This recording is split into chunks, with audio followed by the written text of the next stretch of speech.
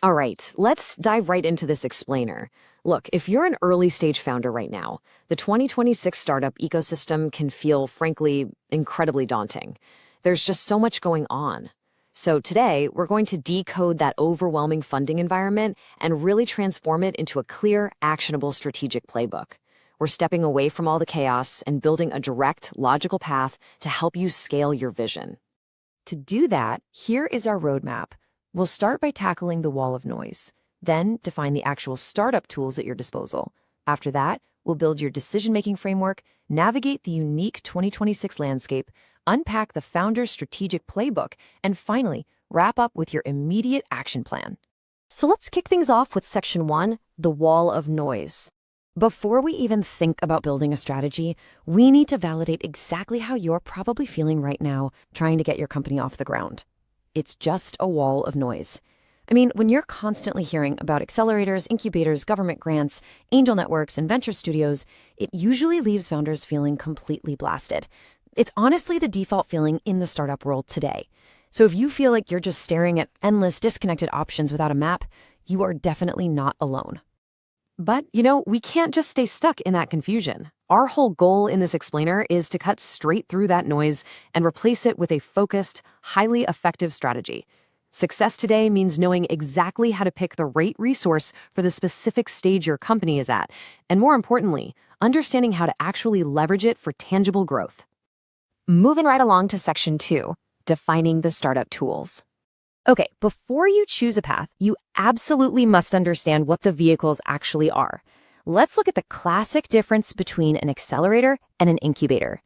Think of an accelerator as a fast-paced boot camp. It's usually 3 or 4 months designed purely for speed and scaling an idea that already exists, usually ending in a big pitch day.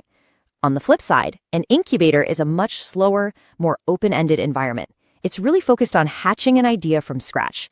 They serve entirely different stages of your startup's lifecycle. The crucial thing here is understanding the distinct trade-offs of each tool. Accelerators give you seed capital and a great network, but they're going to demand around 3 to 8% of your equity. Incubators might just charge you fees without taking a slice of your company. Venture studios, they'll actually embed their own engineers and marketers right into your team, but in exchange, they're taking a much larger equity stake. And then, of course, you have grants. These are the magic words, non-dilutive funding. You get the capital to support your R&D, and you keep 100% of your ownership. Knowing exactly what you're sacrificing for growth is the absolute foundation of your strategy. But hey, never underestimate the human element in all of this. Did you know mentored founders actually achieve 3 times better outcomes? It's wild. Investor networks and accelerators provide what we call smart capital. It's not just a check, it's their expert advice, their massive Rolodex of connections, and their credibility transferring directly to you. Honestly, this is often the most valuable part of the entire exchange. All right, on to Section 3, the decision-making framework. I want you to actively play along with this thought experiment right now. Think about your startup today. What is your single undeniable need? Is it just raw cash to keep the lights on and survive? Is it expert guidance because you're totally stuck on product development? Or is it the network you need to reach those crucial first major customers? You really have to identify that one critical bottleneck, because your answer dictates your path entirely. This is the priority matrix. Every single day, you are weighing capital, network, and mentorship against your willingness to part with your equity. If expert guidance is your absolute top priority, then trading a little equity for a top-tier accelerator makes total sense. But if you fiercely need to protect your equity and simply need cash to fund some heavy research, well, you should be hunting exclusively for non-dilutive government grants. Your number one need dictates the tool. And remember, actually, scratch that. It's crucial to remember. This answer might completely change in 6 months. That brings us to Section 4, navigating the 2026 landscape. 60%. Let that sink in. A staggering 60% of Y Combinator companies this year are expected to be AI-focused. This single statistic is a massive flashing sign showing exactly where the gravity of the market is pulling right now. We are seeing these major, specialized accelerators popping up exclusively to fund and support AI companies. So what does this mean for you? Well, because the generalist programs are leaning so heavily into AI, you must be incredibly targeted. If you're an AI founder, you're looking at places like Excel and Google Atoms. But if you aren't building the next big AI model, you need vertical-specific programs. If you're in health, look at Halcyon. If you're specifically in mental health, look at SeedSpot. You have to find those niche programs that are explicitly searching for your exact type of solution. Okay, let's level up with Section 5, the Founder's Strategic Playbook. This is where it gets really fun. It's fascinating how we can elevate those foundational choices into pro-level advanced tactics.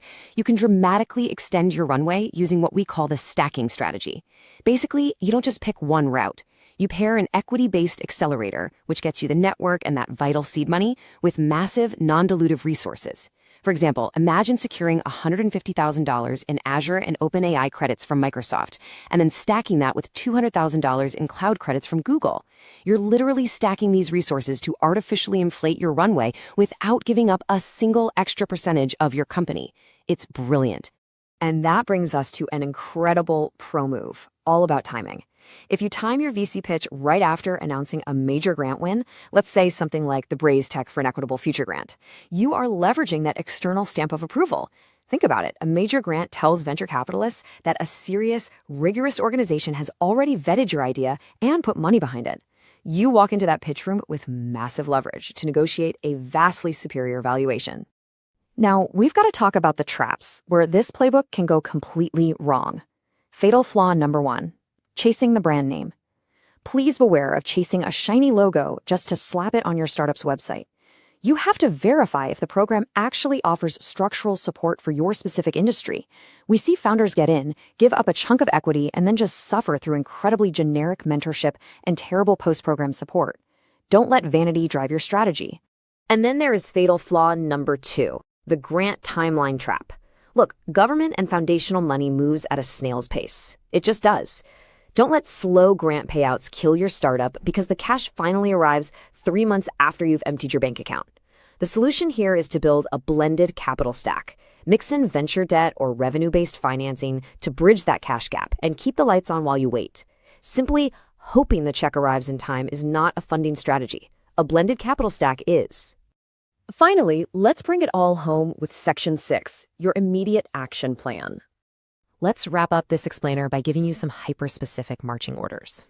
I really want you to follow these 3 precise steps to stop endlessly reading blog posts and start taking strategic control of your future. Step 1, open a doc and be brutally honest with yourself. Write down your number 1 undeniable need for the next quarter. Step 2, based entirely on that need, create a custom shortlist of just 3 to 5 laser-focused programs. And step 3, reach out to an alumnus. And I'm telling you, step 3 is literally the ultimate cheat code. Reach out directly to program alumni to hear about their actual experience. Send a quick DM, ask for just 15 minutes of their time. This is exactly how you bypass the polished marketing copy and get the absolute unvarnished truth. Ask them bluntly, did the program actually help you raise your next round? Was the mentorship real or was it just fluff? So I want to leave you with this final critical thought.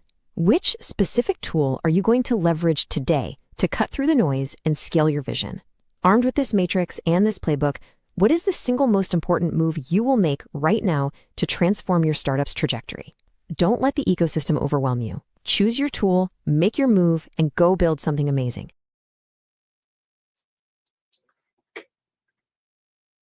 That's exactly right. Learn how the ecosystem works. Welcome to Startup Founder Best Practices. I'm coming to you live from Little Rock, Arkansas, visiting my wife's family. But we're here to help and serve you, serve founders, and share good advice for moving you forward. Today, we're going to talk about how people who have different types of job expertise can become a founder. And this has always been my position and the programs that I participated in over 10 years ago. Most of the founders in these accelerator programs, they were people who had lived experience from their jobs and work. And that's really the new strategy in building an AI native company. It's for people who work in different industries and they have the headaches every day for bottlenecks on their job, and so it's just taking those type of folks uh, and and leveraging the AI technology right now to help them build a scalable AI native startup. So let me share my screen here and get uh, get going on today. Everybody's excited. It's the holiday weekend.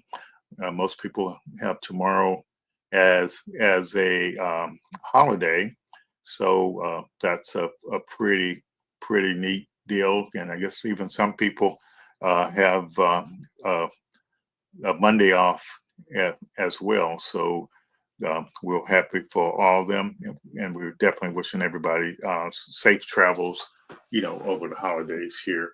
So, like I said earlier, today we're gonna be uh, talking about turning your job expertise into an AI native startup.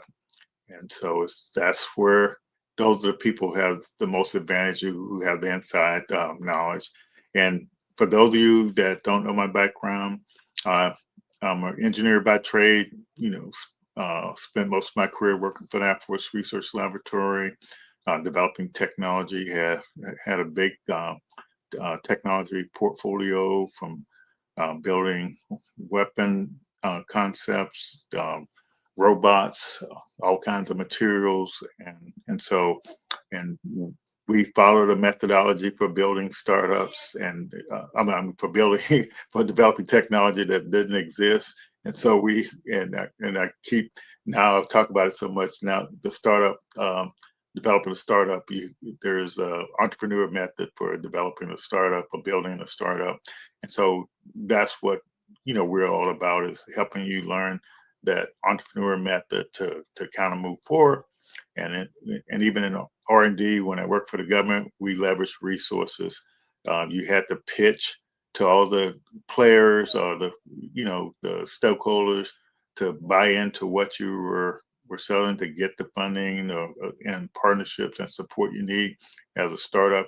You need to be able to pitch your business model, whether you're at the idea stage or concept or MVP stage or go to market stage or whatever. You need to know how to communicate stuff. And so that's what we're here for. I'm a level 3 certified LEANSTACK coach. And all that means is I've been trained on the entrepreneur method, from business model design, demand validation, and growth.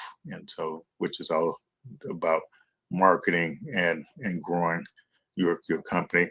And we leverage partners and other organizations to kind of move forward, all kinds of stuff. We partner with organizations to train their founders. We partner with organizations to give founders free stuff. And so just all kinds of things to leverage the program to provide more services to you. We partner with sponsors to provide funding for programs like this, and also for our annual Founders Innovation Summit. And so that's the way we roll. And we offer folks access to the LeanStack platform, the Startup Science platform, and all the resources that we have, to help founders move forward. And that's the way it goes. So, and the reason why we do it, because you can't leverage the ecosystem if you don't know how to do this stuff. You have to we help you with designing, pitching, and launching business models.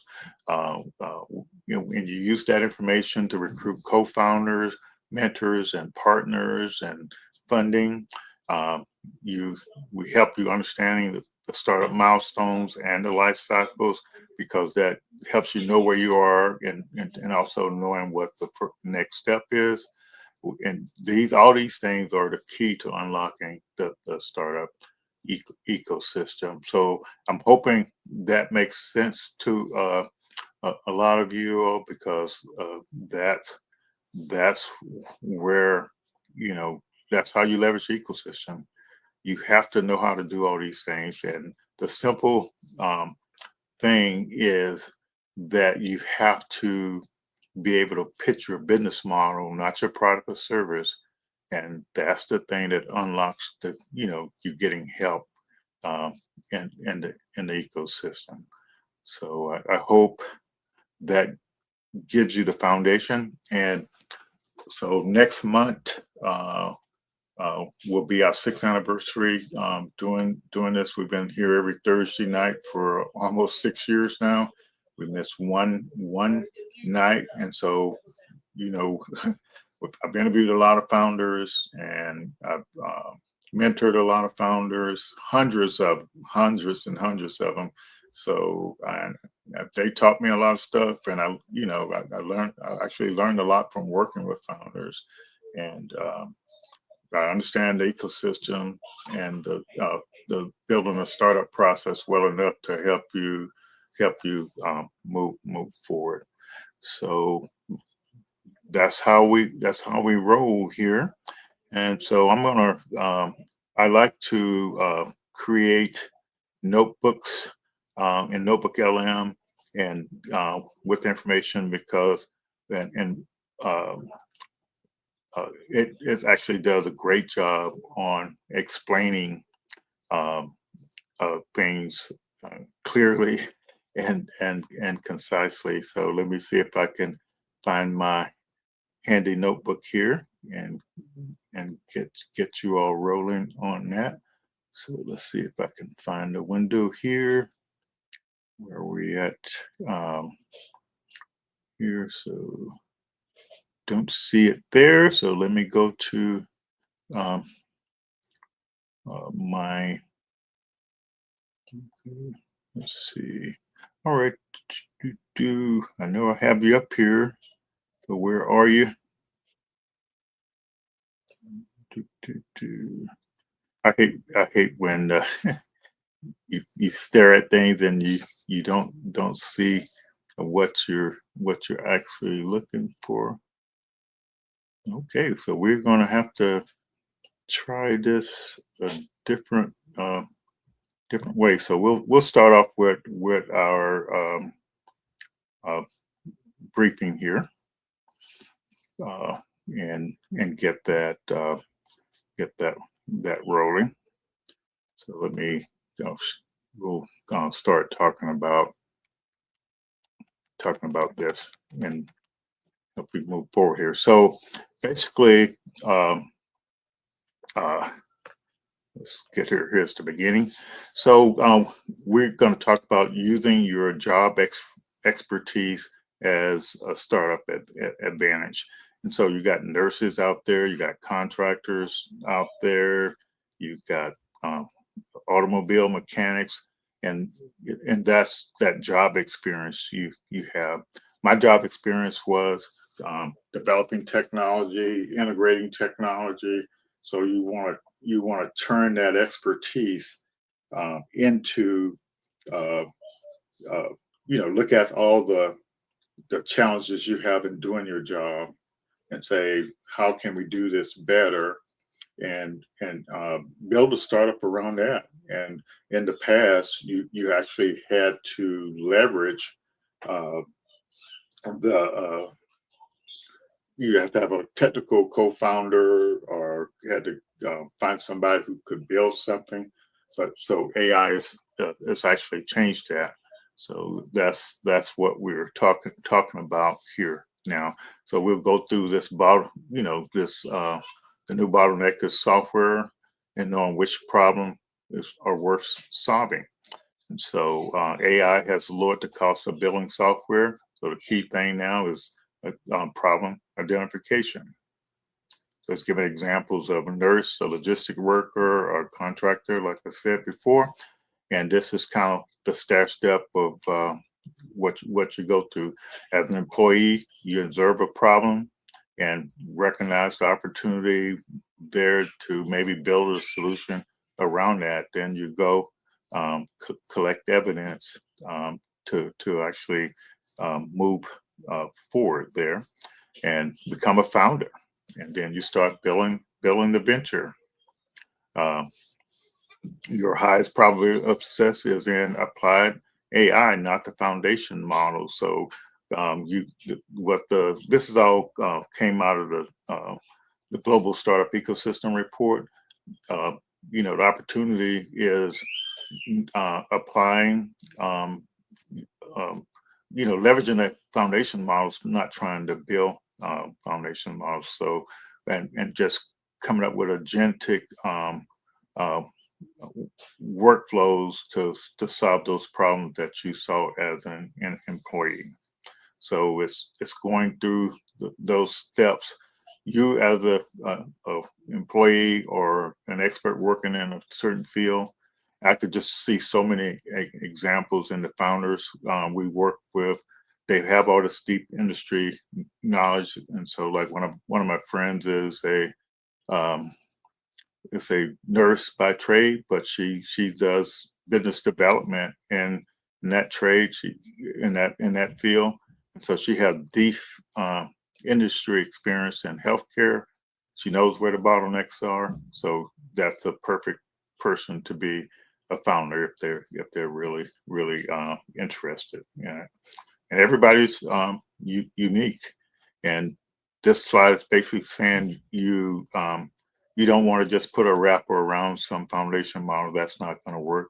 You want to build an AI native application.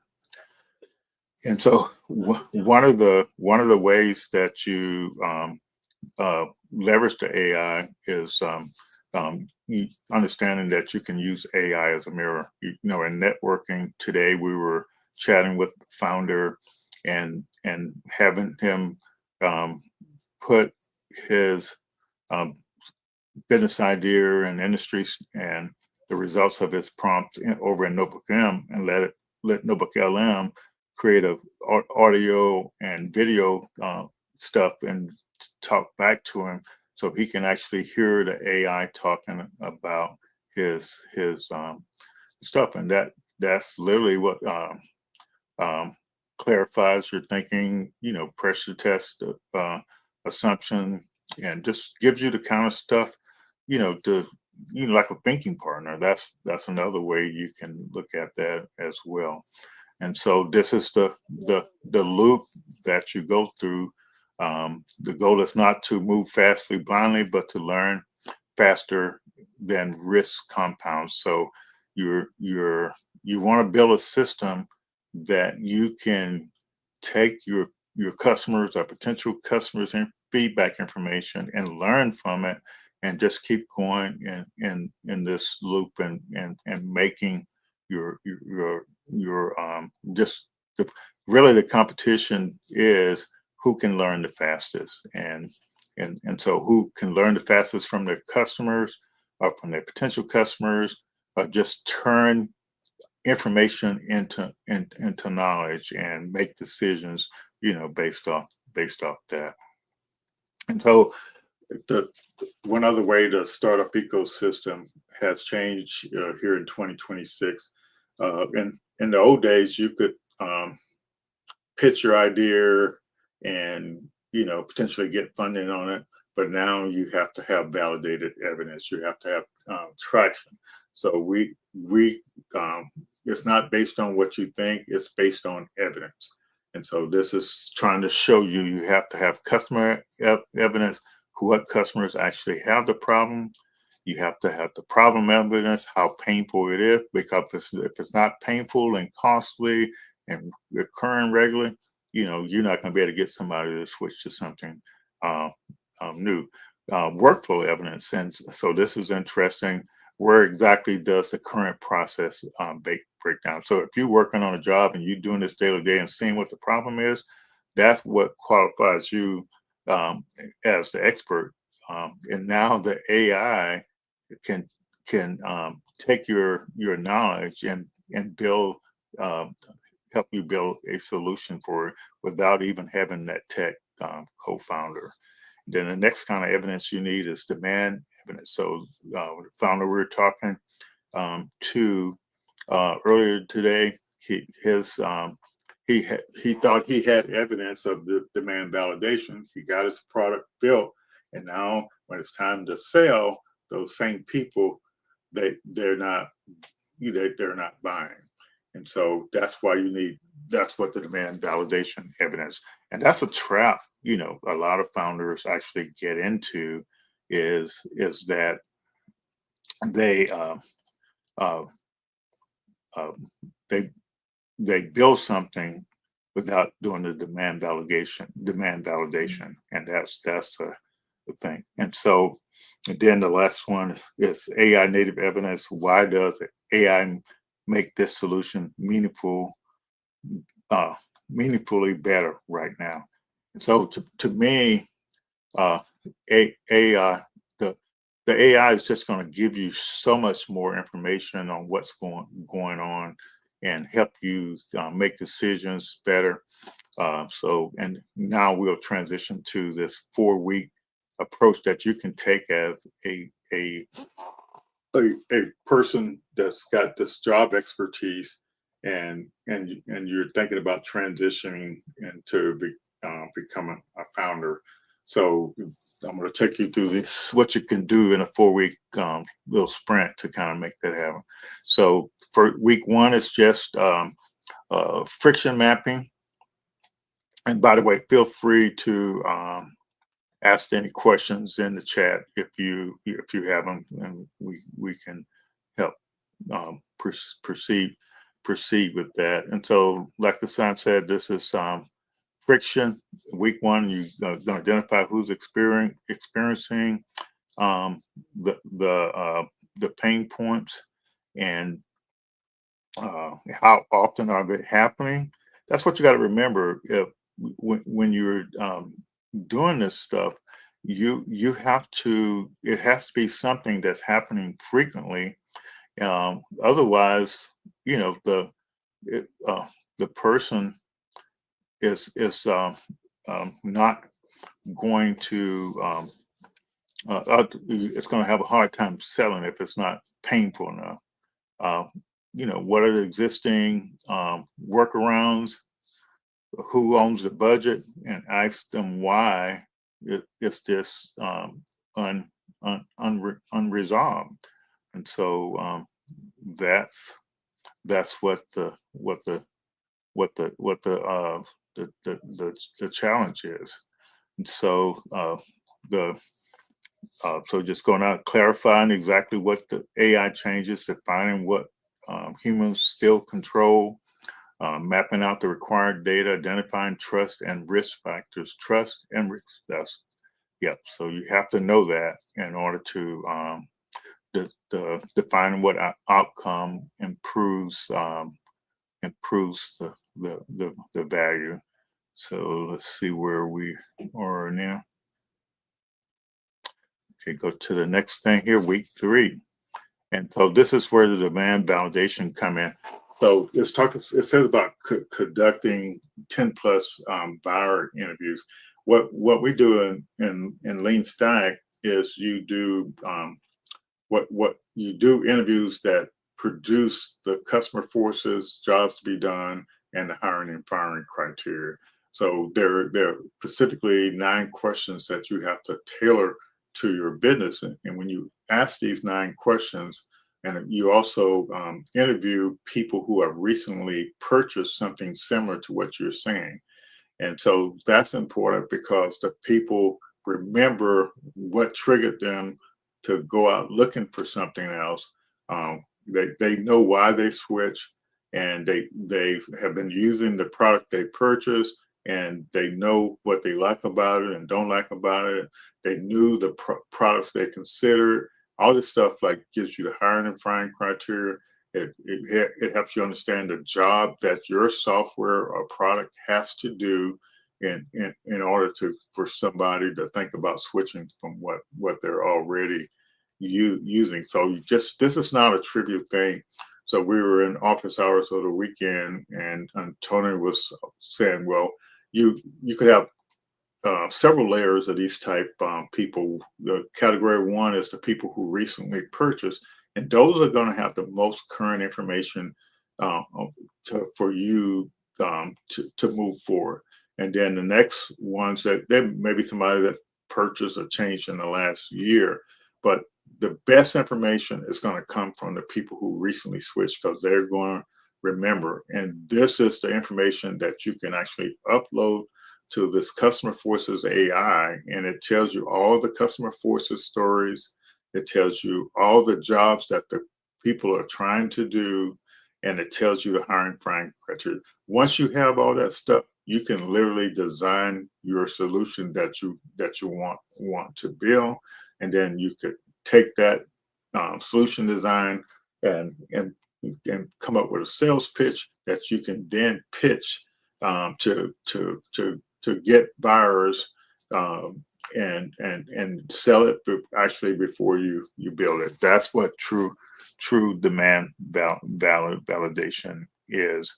And so, yeah, that's the hardcore truth. If you don't do anything else, there's no guarantee, that you're going to have the right information to get people to buy. Okay, then the final week is your final evidence review. Is the customer real? Is the problem evident? Is AI central to the solution?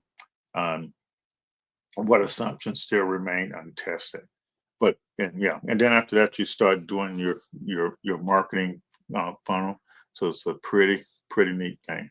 The best validation is not applause; it's the customer willingness to test and pay, test and pay, test and pay. But the neat thing about the approach we're talking about tonight is that if you work in a certain industry and you're familiar with that industry, you know people in that industry, you know the bottlenecks and the problems that needs to be solved, then you have a better chance of getting somebody to test or pay for what you're building, because they got the same problem, and that's why when you're working on a problem that's actually really painful, it makes a difference. And so and the other thing is to get somebody to switch. That means your product, what you're building, needs to be 3x to 10x better in order to get the person to even consider switching. And most people think, you go out and build something and it's a really neat product or service, but if you don't know how to get people to switch from what they're already using, it doesn't matter how good your product or service is. You have to learn all those things and demand validation. So and that ends with pay, or some testing willing to try. And so you see the types of customers. If you're working in any of these industries, then that's kind of what the deal is. I don't know. It doesn't, to me, it doesn't really matter the industry, but if you know a bottleneck that folks are running into that industry, that's going to be your unfair advantage. And one of the challenges that founders have is they struggle with mentors giving them different advice. But we're saying now that the mentor's job is interpreting what evidence you have, not dispensing their opinion. So just looking at the evidence you have, an opinion is low value. I think this idea is good or bad. That's low value. High value. What did the customer actually say? And mentors say, what did they try already? So if you do your demand validation, that you know that. What behavior proves their urgency? How painful this thing is? What assumptions you're making are the weakest? What are you avoiding learning? Mentorship is most valuable when it helps you make better decisions on uncertainty. But that's what I'm saying. Right now, if that's how you leverage the AI to get the information, so you can actually makes it easier for you to make this decision. Well, when founders learn together, so that means you can't be doing stuff in a vacuum.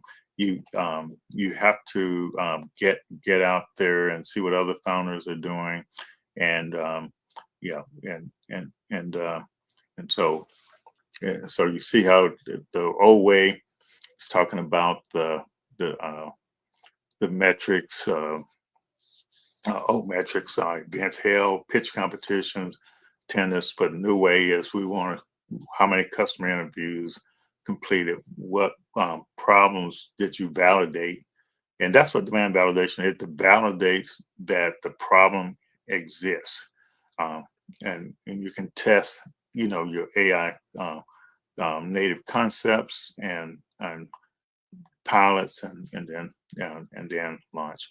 So that's what this whole world is about. So it's saying, if you work in the industry, you have the domain knowledge. If everything's evidence driven, and that's so it's just saying these three things multiplied together gives you a validated venture of business. Founders of the future is not simply technical. It is the ability to convert lived experience into validated opportunity, then convert the validated opportunity into a venture worth building. That's the thing. So the want to challenge you here, a 7-day challenge: identify one pain point, painful workflow in your specific field. Talk to 3 people who experienced it before next week, and then you'll get an idea of what we're talking. Don't pitch a solution.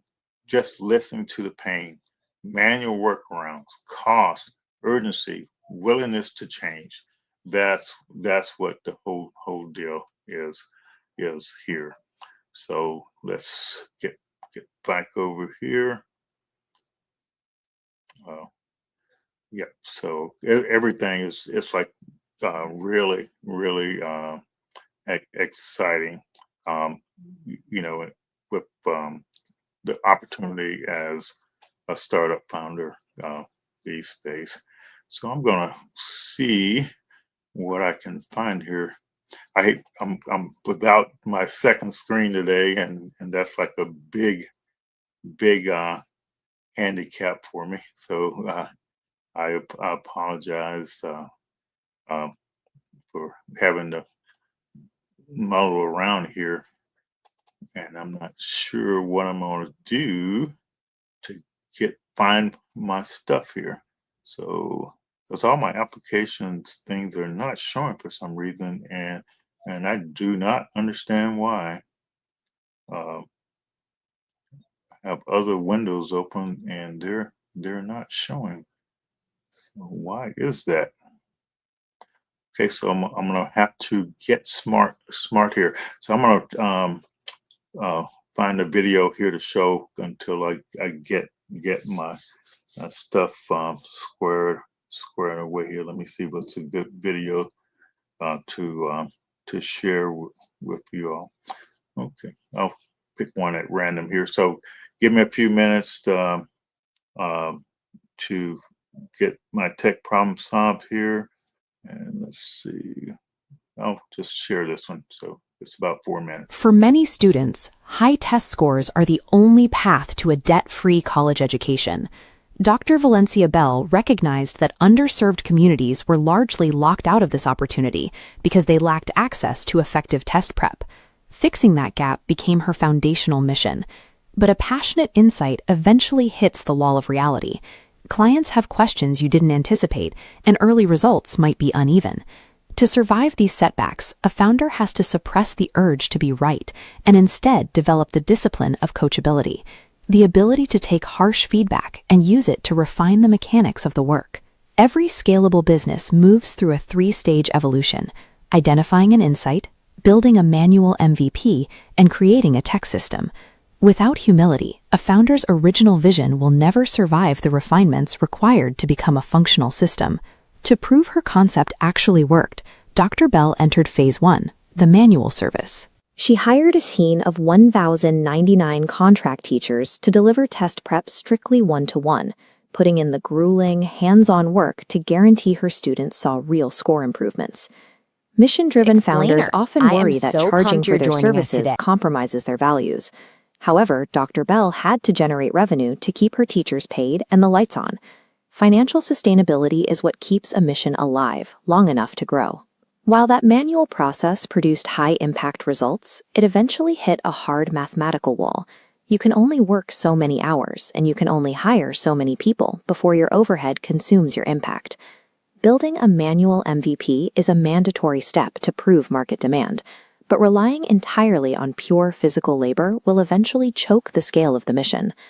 When founders hit that capacity wall, they often look for a technological shortcut. The immediate temptation is to buy an AI tool and hope it magically handles the overflow. Adding technology doesn't fix a business's underlying logic, it amplifies it. If your workflow is an undocumented tangle, an AI tool simply executes that chaos faster. Before applying technology, you must extract the process from your head into a strict, logical sequence on paper. Pause the video right here. Identify the exact gap you want to solve and write down the 3 manual steps to deliver that service. That strict process mapping is the essential operational bridge. It is the single requirement that makes a manual business eligible for technological scale. Once the workflow is entirely codified and proven, you are ready to integrate the tech system. For Dr. Bell, this meant deploying AI to automatically handle customer intake. She then used digital avatars to translate her proven test prep methodology into multiple languages, reaching students across the globe completely simultaneously. AI removed the geographic and linguistic friction from a methodology that had already been validated. The business model remained the same. The technology simply enabled it to cross borders. As a technical system begins to handle the volume, the founder faces a specific structural shift. To manage a system at scale, you have to stop doing the manual execution and redesign your organization to include dedicated technical and operational management roles. Achieving true scale requires the humility to let go of the very manual job you created in the first place. Dr. Bell started by recognizing a specific gap in her local community. Today, she operates a globally scalable, sustainable career. She followed an exact progression: anchor the mission, stay coachable to defeat your ego, monetize a manual MVP, map the process rigidly, and finally, scale with technology. Durable scaling depends on mastering the operational discipline of every stage. AI is the reward for the work that happens long before the first line of code is ever written.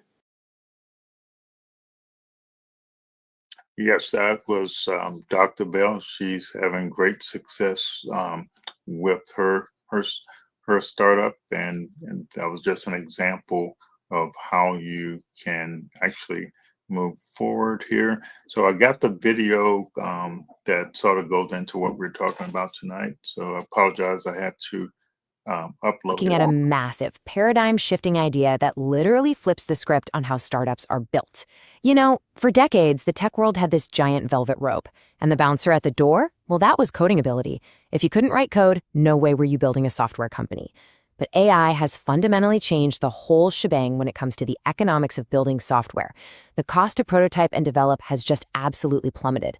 And what that means is technical execution, knowing how to code, is no longer the main barrier to entry. Your practical, everyday job expertise is. So today, we're going to explore exactly how you can turn your real-world job knowledge into a massive, massive advantage. Okay, let's dive into this. It begs a really critical question.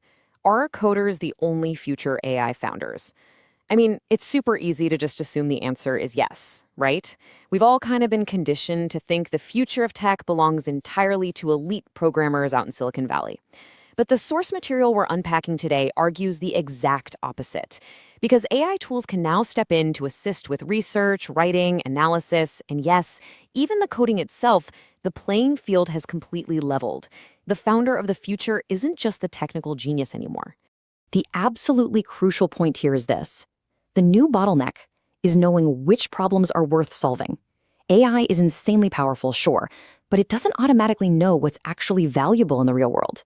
It doesn't know what frustrates a logistics manager on a random Tuesday morning. You know? It doesn't know where a hospital's intake workflow completely falls apart. In this new AI economy, the ultimate advantage isn't just knowing how to build a solution. It's knowing exactly what to build in the first place and knowing which customers actually care. So here's our blueprint for this explainer. We're going to walk through this step by step. First, the new founder advantage. Then, shifting to a founder identity. Third, AI native versus AI decorated products. Fourth, we'll hit the 30-day founder sprint. And finally, proving it all with solid evidence. All right, part 1, the new founder advantage and why your job experience is your absolute superpower. To really wrap our heads around this, we need to define our core concept today, which is founder intelligence. Basically, this is the ability to convert your lived experience into a validated opportunity, and then take that opportunity and turn it into a venture worth building. It's taking what you already know from just doing your day job, proving that it's a real painful problem for other people, and then using AI to build a business around solving it. And this advantage, it gets incredibly specific. Just think about a nurse who intimately understands the friction in clinical workflows, or a veteran who knows exactly where defense transition points break down. Logistics workers see scheduling bottlenecks that an outsider would literally never notice. Contractors are dealing with messy field coordination every single day, and small business operators are constantly managing all this hidden operational pain. These insights aren't just generic ideas spit out by an AI chatbot. They are earned through years of in-the-trenches real experience. And that hard-earned knowledge is exactly what makes you uniquely qualified to be a founder. Moving right along to part 2, shifting to a founder identity, going from employee to founder. Making this mental shift is so critical. There is a tangible, step-by-step evolution to this new identity. You start out as an employee, right? Just doing the work. Then you become a problem observer. You're actively noticing the friction and the crazy inefficiencies around you. From there, you evolve into an opportunity recognizer, where you see that this problem is actually a massive gap in the market. Then, and this is the big one, you become an evidence collector, out there proving the problem is real and painful. And finally, that whole process transforms you into a founder and eventually a venture builder. It just goes to show that becoming a founder isn't some magical giant leap. It's an achievable step-by-step progression. And this brilliantly illustrates a golden rule you have to remember as you step into this role. Use AI as a mirror for your thinking, not a vending machine for generic ideas. AI should absolutely not replace your judgment. It should strengthen it. Use it to clarify your thoughts, pressure test your assumptions, maybe draft some interview questions, or analyze patterns in the evidence you're collecting out there. AI can totally compress the time it takes to learn, but it absolutely cannot substitute for the real-world evidence you still need to gather yourself. All right, part 3, AI native versus AI decorated. Building what actually matters. So let's forget about the headline-grabbing foundation models for a second. You know, those massive, capital-intensive projects that need heavy infrastructure and are usually dominated by those major AI labs and elite tech hubs. Honestly, most early-stage founders should completely ignore those. Your lane as a domain expert is applied AI. We are talking about practical stuff, workflow automation, decision support tools, specialized industry systems. You find these incredible opportunities where workflows are super repetitive, where data is totally fragmented, labor is scarce, and where customers are just deeply frustrated. You build in this space because you understand the job better than any outside software engineer ever could. But hey, even within applied AI, you've got to be super careful not to build AI-decorated products. What's that? Well, it's basically just slapping a generic chatbot onto some legacy system and calling it innovation. It's like adding a flashy little AI assistant to a clunky website, and all it really does is tell the frustrated user to go call customer service anyway. That doesn't move the needle at all. What you really want is an AI native product. That's a solution that fundamentally changes the workflow and creates capabilities that literally would not be possible without AI. It reduces time, cost, or complexity in a massive, massive way. So when you're brainstorming, you've got to ask yourself, does my idea actually fundamentally change the workflow? Because if not, actually scratch that. If it doesn't change the workflow, you might just be decorating. Okay, let's jump to part 4, the 30-day founder sprint. This is your validation playbook. The engine behind a really successful sprint is the founder intelligence loop. It goes like this: observe, interpret, validate, decide, test, measure, learn, and repeat. Listen, strong founders don't just build blindly. They learn faster than the risk compounds. And this loop, it completely prevents you from falling in love with a solution before you've actually proven that the problem matters in the first place. Because the goal isn't just to move fast and break things anymore. The real goal is to learn constantly. So let's map that loop onto a really concrete 30-day timeline. In week 1, you're doing friction mapping. You pinpoint one single, highly costly workflow problem. You ask, who experiences it? how often, and what kind of crazy manual workarounds are they using right now. Then in week 2, you move to AI native concept design. This is where you sketch out what an AI-enabled workflow would actually look like. What does the AI take over, and what do humans still control? Week 3 is all about demand validation. You're conducting at least 10 customer or buyer interviews. You're just listening for repeated pain, strong language, real urgency, and whether they'd be willing to try a pilot. Finally, week 4 is the founder evidence review. You sit down, look at the cold hard facts, and honestly evaluate all that evidence to decide what to test next.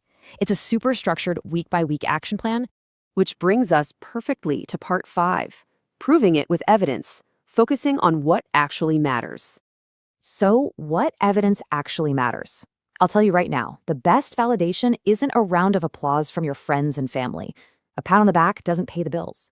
To prove an idea is actually worth your precious time, you need hard facts. You need evidence-driven entrepreneurship. The Source Playbook lays out exactly what that evidence looks like across 5 core areas. First up, customer evidence. Who exactly has this problem? Second, problem evidence. Just how painful, frequent, or expensive is this issue? Third is workflow evidence. Where, step by step, does the current process completely break down? Fourth, demand evidence. Will the customer actually spend their money, their time, or their political capital to solve this? And finally, number 5, AI native evidence. Why does AI make this specific solution meaningfully better right now? If you can answer those 5 questions with actual data from the field, boom, you have a seriously solid foundation. And you might be wondering, where do I get that real data? Well, you get it through the venture client pathway.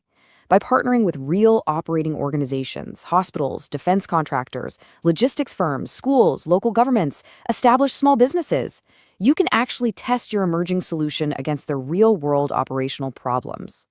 Partnering with these guys gives you direct workflow insight, it gives you access to users, and it opens up pilot opportunities. This pathway makes absolutely sure you're solving real problems for real customers, helping you totally avoid that classic trap of just building in isolation down in your basement.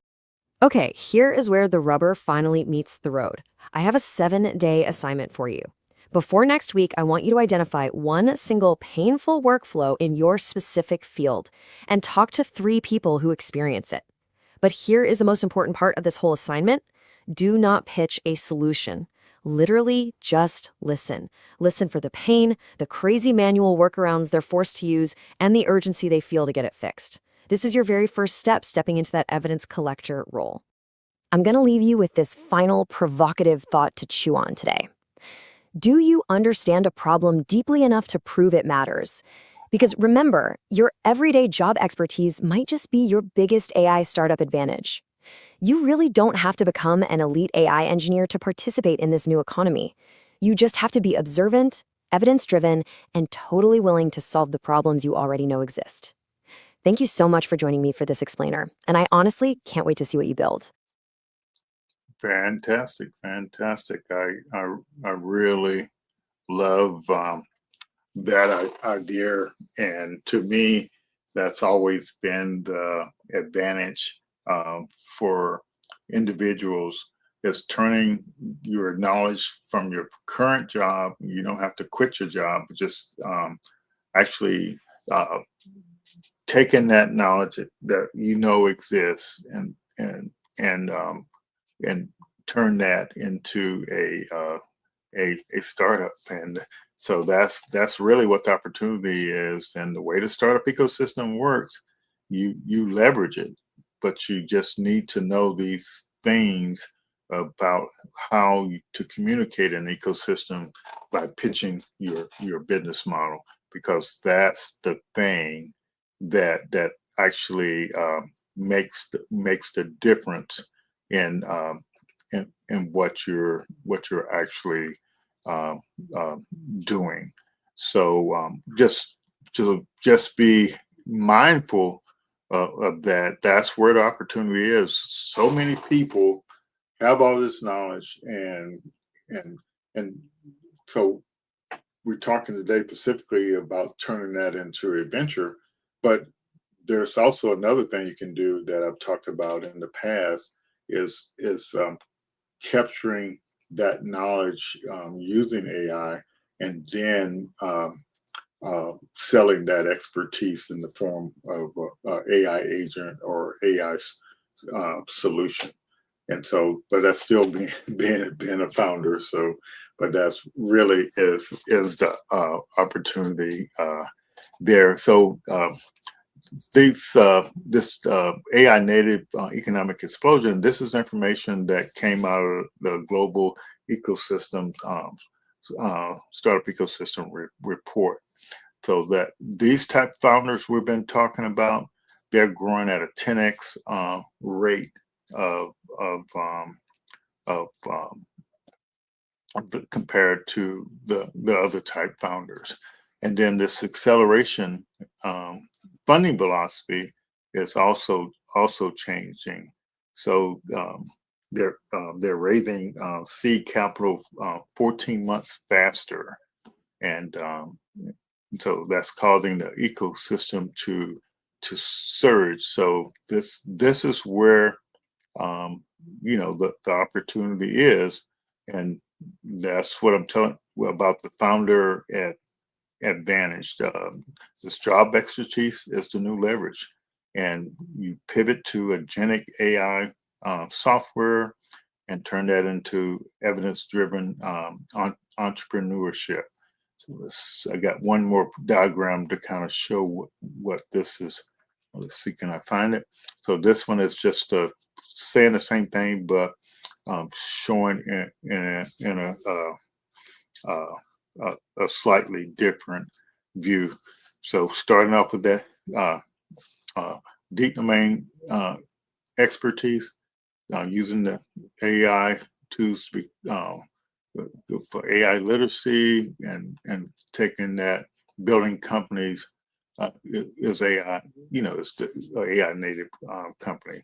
So this agentic lane, AI lane, that's actually what you really need to follow. And this idea of going through this identity transition, and for communities, you want to try to get to 100 of these type startup founders, and the lower right here is showing you that these AI native versus foundational model things. The AI native startup creation rate is 45x of that foundation stuff. Seed deals are up 9x. Series A funding deals are up 58% annual growth. So that is some neat stuff there. So yeah, so I hope that's making it a lot more clear for you. I want to show you one more video, and then if we have time, we'll do another. But this one is looking at the same thing we've been talking about from just a slightly different angle. For the last decade, the ability to write code was the ultimate gatekeeper. Software engineers possessed the technical power to build a company from nothing. Today, large language models can architect entire software systems and deploy complex codebases in seconds. The raw act of technical execution has become a commodity. Technical execution alone can no longer protect a business. Because the barrier to entry dropped to zero, a startup's defense must come from elsewhere entirely. The immediate public reaction to this shift is the assumption that to survive, you have to build the intelligence itself, to create new, massive foundational AI models. But the data tells a different story. This chart tracks early-stage startup funding, and it shows a sharp, definitive downward trend for new foundational models, even as the broader AI market expands. Building the raw brain power of AI is highly capital-intensive, and the space is completely dominated by massive trillion-dollar tech monopolies. Instead, the new unfair advantage is highly localized job expertise. The most valuable insights belong to the people doing the work, the frontline nurse, the logistics manager, or the heavy machinery mechanic. The next wave of successful founders won't be the people who know how to write algorithms. They will be the people who know exactly where a real-world industry workflow is broken and who use AI to fix it. This drives the rise of agentic AI. These startups build specific industry applications on top of third-party models. This volume is massive, accounting for 45 times more startup creation and 9 times more seed funding deals than foundational model companies. Investors are backing this category because the value isn't in raw computing power. The value is in taking that power and applying it to solve a highly specific, high-friction problem in an existing market. Focusing on a niche, overlooked industry problem creates a significantly more viable path to funding than the high-stakes gamble of building a new AI brain. Outsourcing heavy technical lifting compresses the entire startup timeline. Traditional software takes 46 months to reach Series A. AI-native startups reach it in just 30 months and close their initial seed rounds in a median time of just 10 months. Smart founders use AI as a mirror rather than a vending machine. They use it to rapidly iterate their hypotheses, test messaging, and compress their own learning curves to keep pace with the market. To survive this speed, they are bypassing traditional venture capital pitches in favor of the venture client pathway. They go straight to industry contacts, testing solutions, and securing early pilot programs with real businesses. When building a product takes weeks instead of years, technology is no longer the bottleneck. Proven customer demand and signed contracts are the only metrics that separate a real, functioning business from a pitch deck with AI decoration. Right now, many large corporations are buying AI tools simply to defend their current efficiency.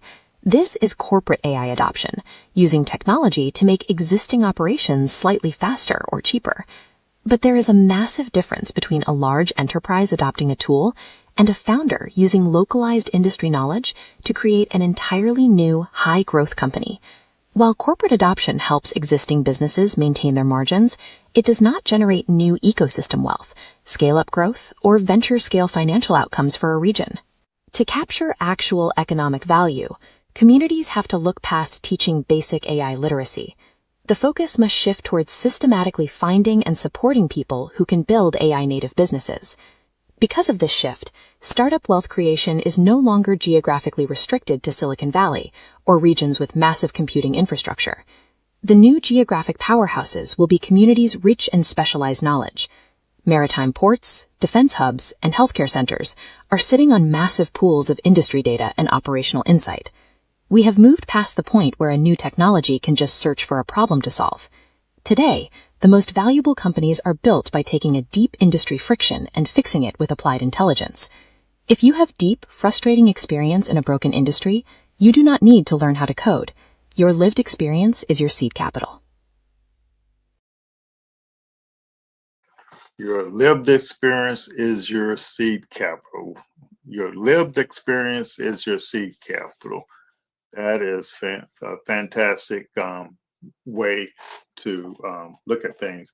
And I don't know if you notice, most of what we've been talking about is what that video said, is as opposed to going the venture capital route, going the corporate innovation route.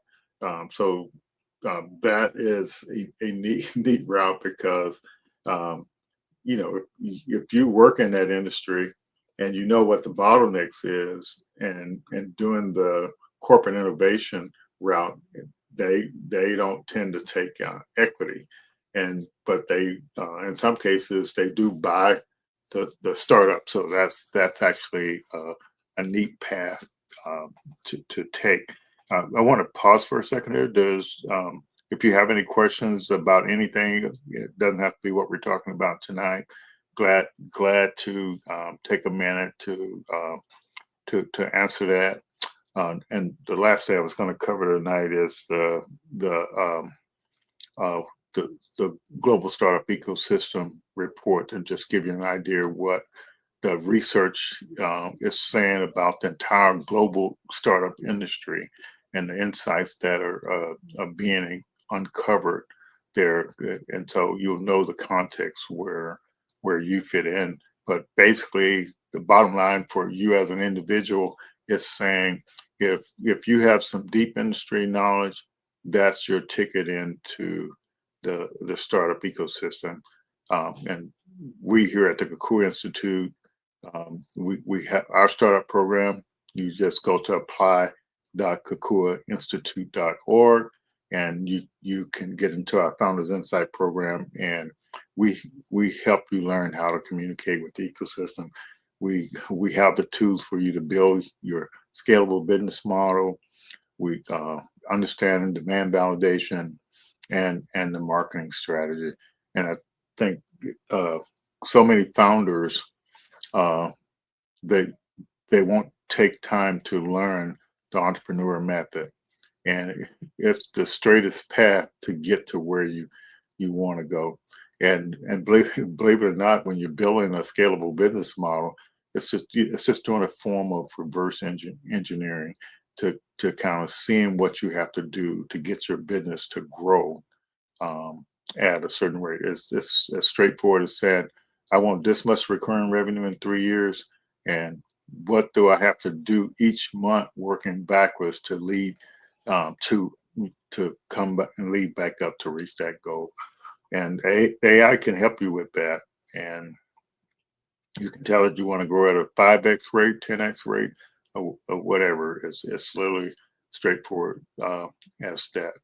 So if you don't have any questions, I'm going to go ahead and share this synopsis of the startup ecosystem report, and the one thing you have to realize, and what I learned was, you have a local ecosystem, you have a statewide ecosystem, you have a regional ecosystem, you have a national ecosystem, and you have a global ecosystem, and they all are there to help you move forward with your startup. So I can give you an example. I participated in local startup ecosystem programs. I participated in regional ones. I participated, in state ones. I participated in national ones, and I participated both in Europe and in both London and Poland. And so, and all of them majority of them were corporate innovation programs, and where I didn't have to give up any equity to put in. I got money to keep building my startup. So yeah, that's some insight that you can use. So if you know some folks out there, tell them to stop saying, I got to have money to do this, I got to have money to do that. You got to leverage the resources that are there. All those programs I tell you, I pitched in, participated in, they didn't charge me a dime to participate in them. They paid me to participate in them. And so I don't know how to get people to understand that, but the key thing is you have to pitch your business model. You have to understand that. So if you're interested, hang on and just I'll share this video on the results of that startup, the Global Startup Ecosystem 2026 report. Here it is. Let's kick things off with a number that's just, frankly, mind-blowing. Leading into 2026, the global startup ecosystem generated a massive $2.8 trillion in value growth. But here's the stat that should literally stop you in your tracks. Silicon Valley alone captured a staggering $1.1 trillion of it. Yep, you heard that right. Nearly 40% of all global growth was just completely swallowed up by a single ecosystem. So we aren't just experiencing a little post-pandemic market turbulence here. As Jonathan Ortmans, president of the Global Entrepreneurship Network, points out, we're witnessing a fundamental structural reordering of where, how, and by whom innovation is built. The data absolutely proves it. We're living through a massive paradigm shift in how the world funds and builds technology. Welcome to today's Explainer. We're going to be focusing on the 2026 innovation transformation. We'll break down the dramatic macroeconomic forces that are completely rewiring the global startup ecosystem, basically pulling us violently away from a decade of distributed worldwide growth and dropping us straight into a new era of hyper-concentrated power. Okay, let's dive into our roadmap for unpacking this structural reordering.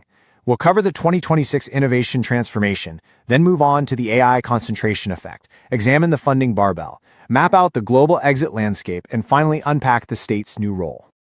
Section 1. The 2026 Innovation Transformation, from Distributed Network to Concentrated Arms Race. You know, for the past decade, opportunity really felt like it was spreading out globally. But right now, that globally distributed network is aggressively consolidating. Before we unpack exactly why this is happening, let's establish the what.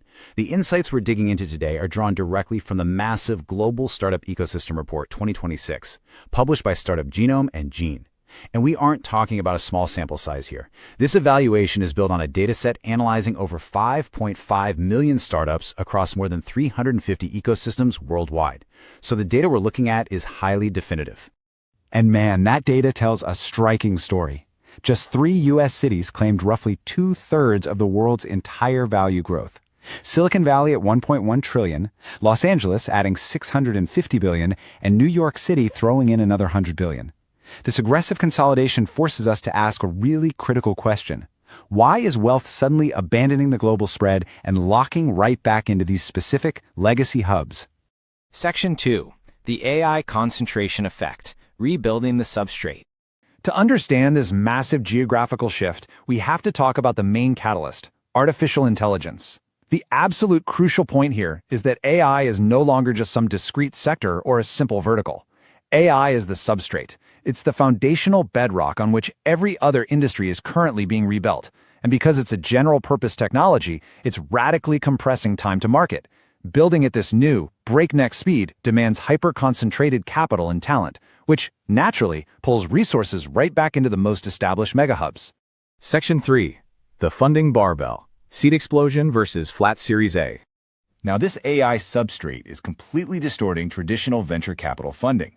What we have now is a massive disconnect in the pipeline. It's basically a funding barbell. On one side, the Series A market is essentially flat, showing a super modest 2% growth globally to $46.5 billion. But on the flip side, seed funding is absolutely exploding, projecting an incredible 100 to 130% growth to hit up to $65 billion. So why this massive gap? Well, it's because VCs are frankly terrified of missing out. They're out there writing unprecedented $20 to $50 million early checks, just trying to lock in AI-native startups at the seed level before anyone else can. And this brilliantly illustrates the other end of that barbell.